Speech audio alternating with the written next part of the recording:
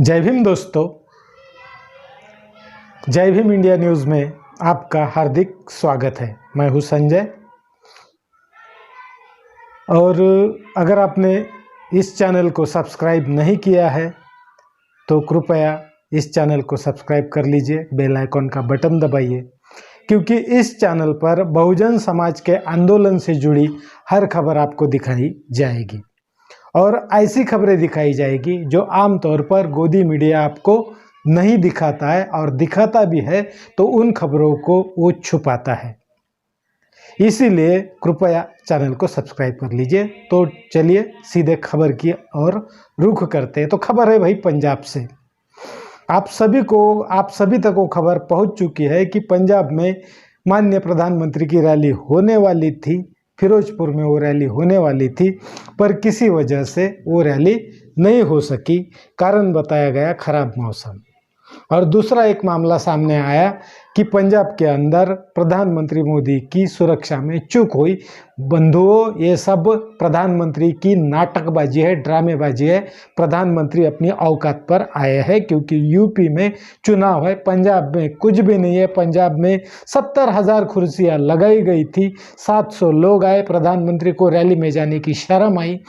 तो प्रधानमंत्री हमारे ऐसे है कि आपदा में भी वो चांस ढूंढते हैं, आपदा को भी वो चांस में, संधि में तब्दील करना चाहते हैं। उन्होंने देखा कि यहाँ रैली करूं तो जूते पड़ेंगे, उनको शर्म आ गई और उसी शर्म के चलते उन्होंने वही एक अपना दिमाग चलाया। उन्हें भटिंडा से हेलीकॉप्टर से, मतलब जहाँ सभा स्थल पर उनको रैली में हेलीकॉप्टर से पहुंचना था, तो उन्होंने रास्ता चुना। उनका प्रदर्शन चालू था और उन्हीं के लोगों ने, जिन्होंने भाजपा के झंडे लगाए थे, उन्हीं के लोगों ने मोदी जिंदाबाद के नारे लगाए। आप वो वीडियो देख लीजिए। उस वीडियो में आपको पता चलेगा कि मोदी जिंदाबाद के नारे लगाना चालू है और मोदी जी कहते हैं कि मेरे जान को खतरा था। मोदी जी इतने बेशर्म हैं, शायद दुनिया में किसी भी देश को इतना बेशर्म, इतना बेहया, इतना नीच मानसिकता वाला प्रधानमंत्री नहीं मिला होगा। ये नमूना हमारे ही हिस्से में आया है। इसको शर्म तो कभी भी आनी नहीं है। चलिए छोड़ देते हैं इसकी बेशर्मी को। पर सुनिए, ये जो दिखाया गया सुरक्षा में चूक, ये मोदी का फंडा है। ये बाकी बचे जो राज्य है जहाँ बीजेपी चुनाव हारने वाली है, वहाँ वोटों को लूटने के लिए मेरे जान को खतरा था, मेरी जान बच गई। अरे शर्म आनी चाहिए। हमारे देश के लोगों ने इस देश पर अपनी जान न्यौछावर कर दी। आज़ादी की लड़ाई में कितने छोटे छोटे बच्चों ने अपनी जान गंवाई, और मोदी जी जो अपना 56 इंच का छीना बार बार दिखाते हैं, अरे थू है तुम्हारे ऊपर। दोस्तों, दूसरी असल में जो बात है, वो बात है कि भाई रैली में कोई आया नहीं। अगर रैली में जाते तो उसका इम्पैक्ट बाकी राज्यों पर भी गिरता और बाकी लोगों को मुंह भी दिखाने के लायक नहीं रहते थे। और इसीलिए मोदी ने ये चालाकी की है। और मोदी का जो पालतू मीडिया है, जो कुत्तों की तरह है, दुम हिलाते रहता है, वो मोदी गोदी मीडिया भी फिर खुल के सामने आ गया है। और कल से मीडिया पर चालू है कि पंजाब को बदनाम करने की साजिश चालू है। जी मीडिया का, जी न्यूज़ का जो चौधरी नाम का डॉगी है, वो तो ऐसा भौंक रहा है। वो तो पंजाब के बदले पाकिस्तान को अच्छा बता रहा है और पंजाब की जनता को बदनाम कर रहा है। अरे पंजाब वो प्रांत है, वो राज्य है कि जहाँ शहीदों की संख्या, अरे ये जिस चड्डीधारियों की तुम बात करते हो, अरे एक तो चड्डीधारी दिखाओ कि जो भारत देश की आज़ादी में शहीद हुआ हो। नहीं है ना। और उस पंजाब के बारे में कहते हो खालिस्तानी है वगैरह वगैरह। अरे शर्म आनी चाहिए तुम लोगों को। सारा का सारा मीडिया रोना रो रहा है। एक तरफ वो एमपी का मुख्यमंत्री है शिवराज चौहान, वो रो रहा है। उसका उसकी प्रेस कॉन्फ्रेंस देखिए, वो क्या कह रहा है। बात कि उनका जीवन सुरक्षित है, वरना कांग्रेस की सरकार और गांधी परिवार ने तो कोई कसर नहीं छोड़ी। दूसरी तरफ चन्नी ने भी अपनी बात को रखा है। उन्होंने तो सीधे सीधे बताया है कि 70,000 कुर्सियाँ लगी थी, 700 लोग आए, फट गई, निकल आया और चिल्ला रहा है कि मेरे जान को खतरा था। गल सिर्फ इन्नी है कि प्रधानमंत्री जी आ रहे, उन्होंने उत्थे रैली करनी सी। अब 70,000 कुर्सी लगी हुई, 700 बंदा वहां पहुंचा, मैं क्या करूं यार। दूसरे और बहुत सारे ट्वीट्स आए हैं, मैं आपको वो ट्वीट्स दिखाने की कोशिश करूंगा। पंजाब से खाली कुर्सियों की कुछ तस्वीरें आई है। दूसरा है एक हार्दिक पटेल, जो हार्दिक पटेल है, वो हार्दिक पटेल ने अपना ट्वीट किया है। वो कहते हैं कि मैं भाजपा भक्तों से विनती करता हूँ कि आप पंजाब को देशभक्ति ना सिखाओ। आपने जितना तिरंगा नहीं देखा होगा उतना तिरंगा तो पंजाब ने अपने बेटों से लिपटे हुए देखा है।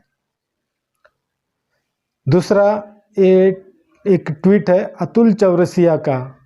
खुशी हुई ये जानकर कि हमारे आदरणीय प्रधानमंत्री सही सलामत लौट आए। दुख है कि 700 किसान नहीं सही सलामत अपने घर नहीं लौट सके हैं। सुमित चौहान वो भी अपना ट्वीट करते हैं, लिखते हैं कि प्रधानमंत्री का सुरक्षा का मामला एक गंभीर मसला है। सुरक्षा को देखते हुए उनके चुनाव प्रचार पर भी रोक लगनी चाहिए, क्योंकि भाई प्रधानमंत्री की जान तो बहुत कीमती है, पर हमारा प्रधानमंत्री तो चुनाव जीवी है। चुनाव आता है तो प्रधानमंत्री का मतलब खून खौलने लगता है, किसको गाली दूँ, किसके कब हिंदू मुसलमान करूँ, कहाँ दंगे भड़काऊँ।